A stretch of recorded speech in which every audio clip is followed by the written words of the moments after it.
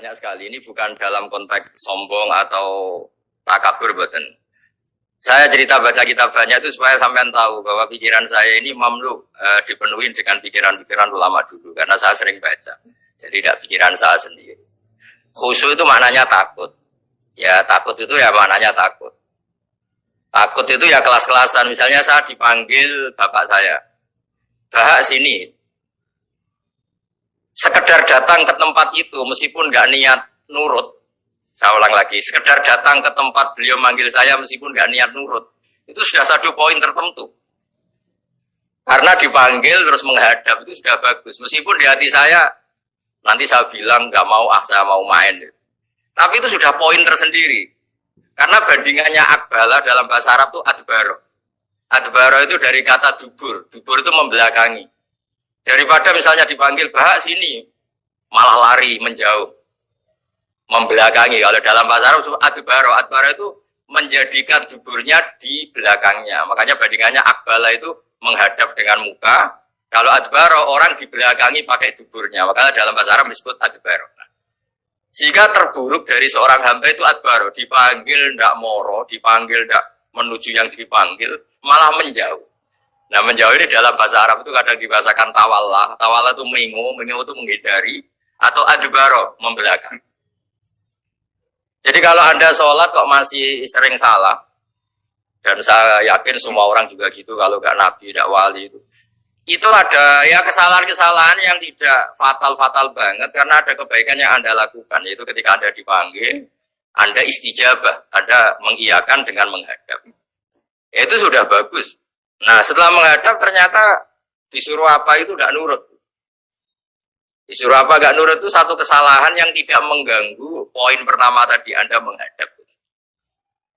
Sehingga banyak cerita di hadis-hadis ada sahabat yang zaman itu tidak soleh-soleh banget. Zaman itu ketika Nabi, saya ini mau sholat ya Rasulullah, tapi jangan diminta berhenti dari begini-begini. Beliau menyebutkan sekian kemungkaran sahabat tadi.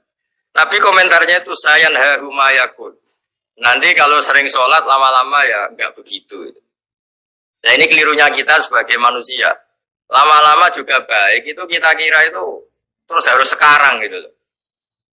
Nah itu keliru, harus sekarang itu keliru. Bisa saja kita ini setiap sholat pasti sudah ditulis Allah, nanti itu mati baik. Lalu nanti habis asar sebelum kita maksiat sudah mati, habis sisa sebelum kita maksiat lagi sudah mati. Jadi barokahnya sholat itu ada waktu yang potensi ya, potensi sholat itu akhir kenangan kita, sholat itu identitas kita, sholat itu status kita. Nah, karena kita sholat itu pakai niat itu komitmen. Sementara kalau Anda maksiat itu tidak pakai niat, karena zallah. Zallah itu ya ada niat maksiat, tahu-tahu mungkin di bis ketemu orang cantik, terus agak jelalatan. Tapi kan tidak niat, tapi kalau sampai sholat kan datang ke masjid, bayangkan imami ini, nanti kamu takbir, nanti kamu baca ini, baca ini. Jadi benar-benar komitmen. Itu status kita. Kata Said Zabidi disebut mautinuhu wa haqiqatuh. Baiknya umat Islam itu kalau taat itu mautinuhu, itu alamat resminya. Itu statusnya, kata Said Zabidi. Tapi kalau dia maksiat itu zallah itu kepleset. Jadi tidak pernah jadi status kita. Semoga semua maksiat kita ini tidak status, tapi zallah. Jadi ketika taat itu status, hakikat kita. Maka kalau butiyah ya haqiqatuh wa mautinuhu wa dhatuh. Ini kata Said Abdul Azabidi pengarang Itham. Orang Islam itu orang yang ketika ibadah itu identitasnya. Betul. Ketika ibadah itu Allahu Akbar, dia berharap rahmatnya Allah gini-gini. Nah ketika salah dia zallah. Dia ngantor ya ada niat korupsi. Dia ingin membenahi negara ini. Dia nyai juga agak ingin macam-macam. Ya tapi karena manusia itu ada zallah.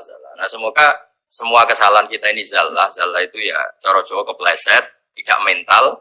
Dan semua kebaikan kita ini mental, yaitu kebaikan yang jadi tempat kita, identitas kita, haqiqatu wa mautinu wa dhatu. Tapi jangan pernah berpikir kalau apa artinya sholat kalau kita masih melakukan kemungkaran, itu salah besar. Sholat itu wajib, dengan Anda sholat itu sudah mengurangi kemungkaran Anda, karena Anda tidak melawan ketentuan Allah Ta'ala.